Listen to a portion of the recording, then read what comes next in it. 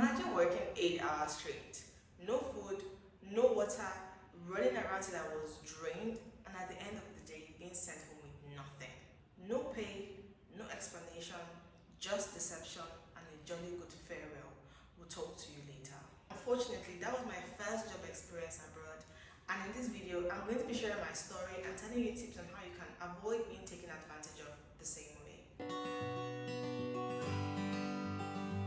Hello, I'm Queen, and welcome to my space where I share my journey through love, life, and everything in between, with the hope that you find a little bit of yourself here too. So today, I'm going to be sharing my story of how I was tricked into working for free in Malta and why it still stings till today. So in 2023, I got accepted to do my clinical rotations in Malta. I studied medicine in China, but I did some of my clinical rotations in Malta. So while my dad paid for the fees for this rotation, I paid a lot of these expenses myself through the savings I had made from my business while in medical school. So I paid for my flights myself, my dad assisted, and my sister paid for some of my accommodation, but then I paid a huge chunk of my accommodation and my living expenses while I was in Malta. So my clinical rotation was for 4 months. So when I got to Malta, I assumed that I was going to get a job within my first 2 months. So what I imagined or what I expected to happen was that I was going to job hunt for 1 month and I was going to get a job. At the time of this month, I still had my business and I was still running my business online. My business is in China, but I was still running it online. But then I make money in my business in Chinese yuan, and in Malta I had to spend in euros. And if you know, the exchange rate is very significant. So by the time we changed money in yuan to euros, it's not a lot. So I really wanted to get a job in Malta so that I would not go broke. So that was my plan. Life in Malta unfortunately did not go exactly as I planned. Getting an accommodation was very stressful. It took me 3 weeks before I got a house. I was house hopping during this 3-week period. I stayed in hotels, I stayed in Airbnbs, I stayed in hostels. I even stayed in somebody's house. Like, it was an Airbnb and I stayed in a room in the woman's house. So I stayed in 4 different places within these 3 weeks where I was house hunting. So it wasn't so smooth, and because of this I was not looking for a job the first 3 weeks of getting to Malta. The moment I secured an accommodation in Malta, I started seriously job hunting. I applied to everywhere I saw job openings. I told everybody that I knew. Like, I literally would tell anybody I met that I'm looking for a job. I was telling people in the bus.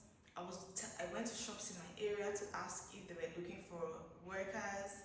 I applied everywhere. I generally put myself out there and I was seriously looking for a job, but then I didn't get any. I remember that there was even a particular day where I went to a shop, I printed out my CV, I stacked them up, and I went to Valletta, and I was walking the streets of Valletta, going from shop to shop, dropping my CV and asking anybody that was hiring to call me.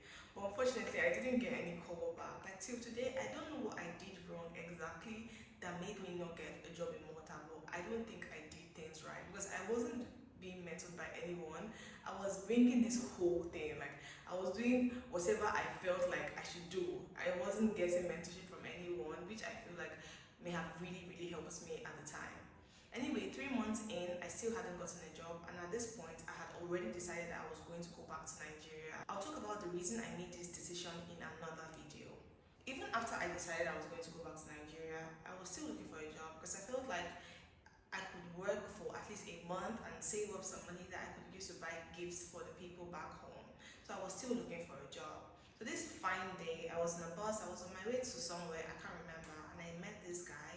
He was Senegalese, and I told him that I was looking for a job, like a weekend or evening job, because I do clinical rotation in the hospital, but then in the evenings I'm free, and I'm also free during the weekend. So if he knew any job openings, he should please recommend me.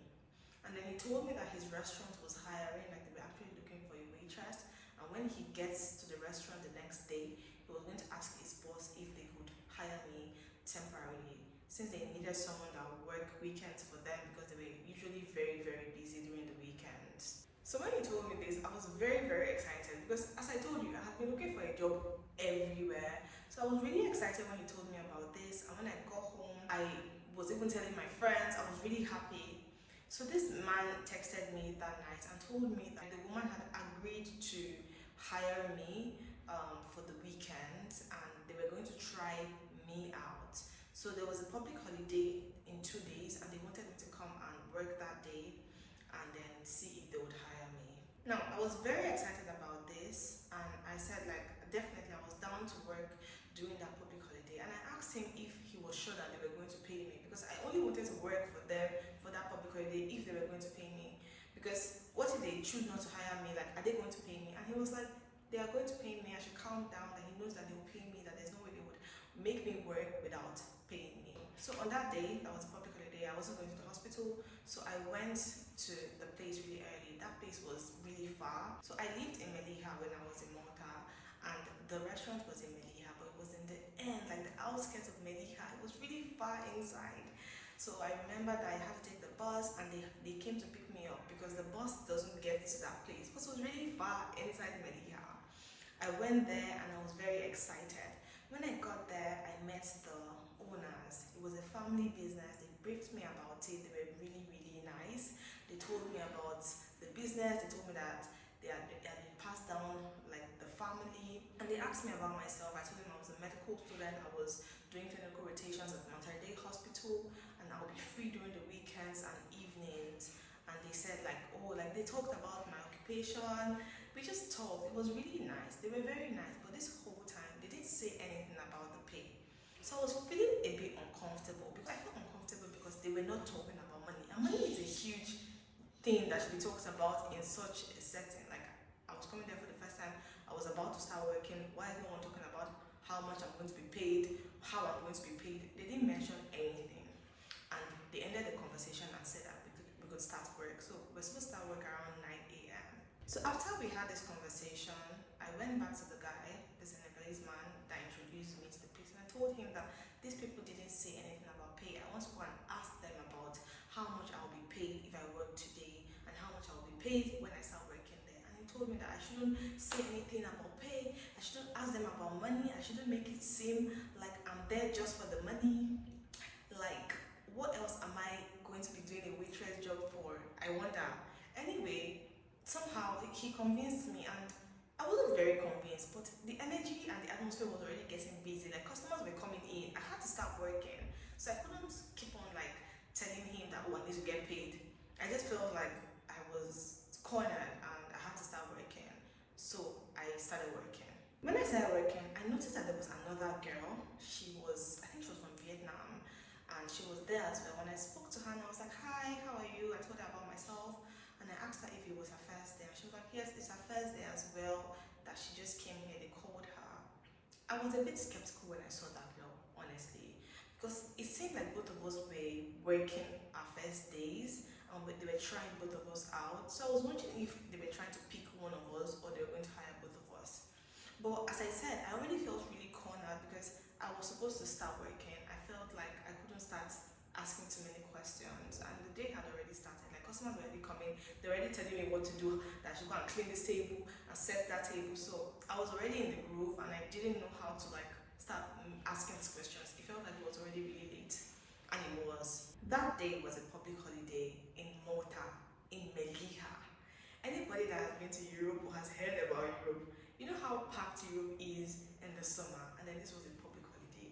That restaurant was full to the brim. Like people were coming in like in droves. Like as this person is leaving, I'm clearing this table, I'm setting up the table for the next person, I'm going into the kitchen to carry food for the next person. Like I was beyond exhausted that day. I was so overworked. I have never been as overworked as I was that day in my entire life. And I am a Nigerian doctor. Like I have worked 4 days straight, morning and night, and I don't think I've ever been so tired till today. I was so exhausted because I was fasting that day, which is against my better judgment. I was fasting that day, and I felt like at 3 p.m. I was just going to quickly go and eat something because I brought a sandwich, and I was like, I'll just quickly eat a sandwich at 3 p.m. when I break my fast, and I'll pray when I get home because I'd already planned to fast on that day before they gave me the role to work, and I didn't want to like not fast, so I decided to fast. It's against my better judgment. I will not advise you to do that. Like just postpone your fast to another day.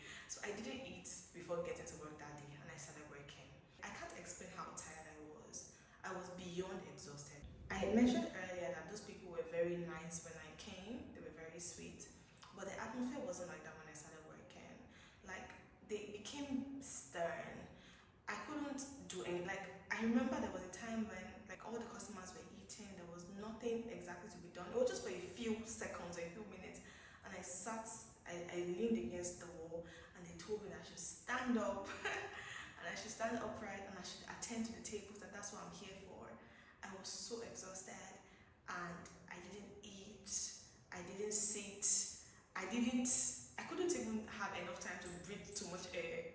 The work was that much. What helped me to get through that day actually was that I constantly was telling myself that I'll get paid, I'll get paid, I'll get paid. That was literally what kept me through that day. And mentally, I had prepared that I was not going to take that job because I felt like it was going to be too much stress for me. I mentally prepared to decline the job offer, but at least get paid for that day. That was my plan. So when it was nearly 5 p.m., I think it was already 5 p.m., the owner called me in, one of the bosses, like, because I thought it was a family group, so there were different people that were like the bosses. One of them called me in and she was like, "Thank you so much, you can go home now." And it was a bit odd because the restaurant was still open. I think I was supposed to leave at 6, but she called me in around 5. So I was a bit skeptical that, like, why is she calling me in like so early? But she was like, "You can go now." So I went, like I had to go. Before I left, I went to the guy that recommended me and I told him that she had told me to go. And he was like, "Don't worry, she's gonna pay you, she's going to call you, so just go." So I went home.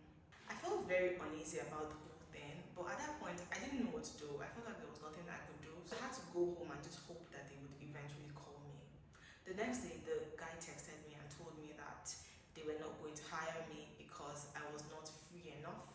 And the other girl had no free time, she was not available. Mind you, these people were very well aware that I only had the weekends and evenings to work. So they knew just how available I was before I got to that place in the first place. When this guy told me that they were not going to hire me, they were hiring the other girl, I accepted. I was like, "That's okay. So how about my pay for the work I did that day?"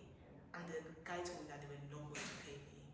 That he had spoken to the lady, but she said she was not going to pay me.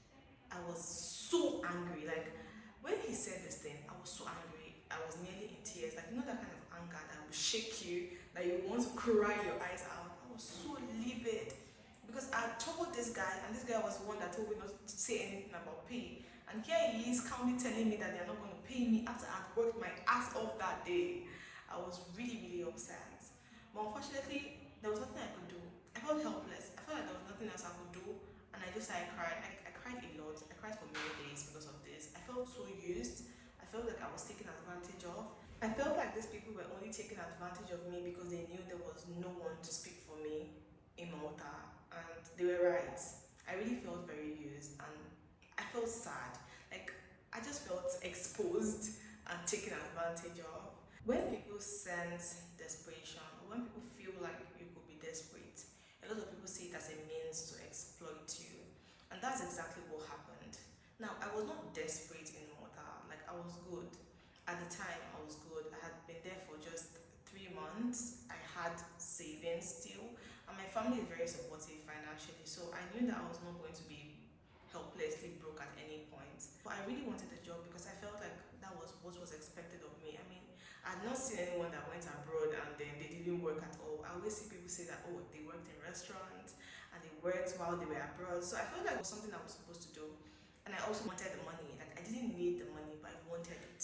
And because of that, I was blind to all the red flags and I allowed myself to be taken advantage of. So what I would advise anybody watching this video is that you should always be ready to have uncomfortable conversations about money.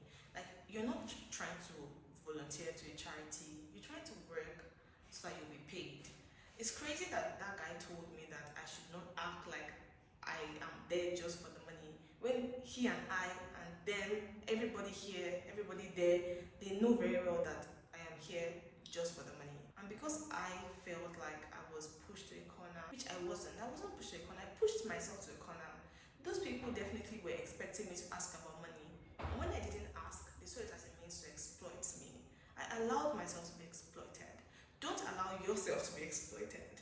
Have those conversations. I know you may not be comfortable, I know you may be shy, you don't know how to speak up, but try, speak up. If you don't want to speak up, go home. Don't come to a place to work and not talk about money. It's crazy because that's the only reason you're there. Don't be like me. Be better. better. Do better. Respect yourself enough to speak up for yourself. Don't allow people to take advantage of you. You matter too much for that. That's my advice to anybody watching this video. Learn from my experiences. I mean, I can't go back in time to fix my behavior that day, but if I could, the moment those people finished telling me about their family business, I would have politely asked, okay, how much am I going to be paid while I work here? Like, what is the salary structure going to be like? How much would I be paid per hour? How many hours would I have to work on a daily? All those questions I would have asked them right after. And it would not have been odd, it's natural. Those people actually must have expected those questions. And when I didn't ask it, they felt like, okay, maybe this girl doesn't know why she's here. This girl she has low self-esteem. She can't speak up for herself. So they saw it as an avenue to take advantage of me. Because if I had asked to be paid that day, I would have been paid that day. Even if they didn't hire me, they would have paid me because that was what was supposed to have happened. They used my services and they would have paid for those services if only I'd asked. But I didn't ask and I didn't get paid. That experience stayed with me. It felt really cruel and it made me want to return to Nigeria even more. I think that night I booked my ticket back home. Like, I was done. I was really done.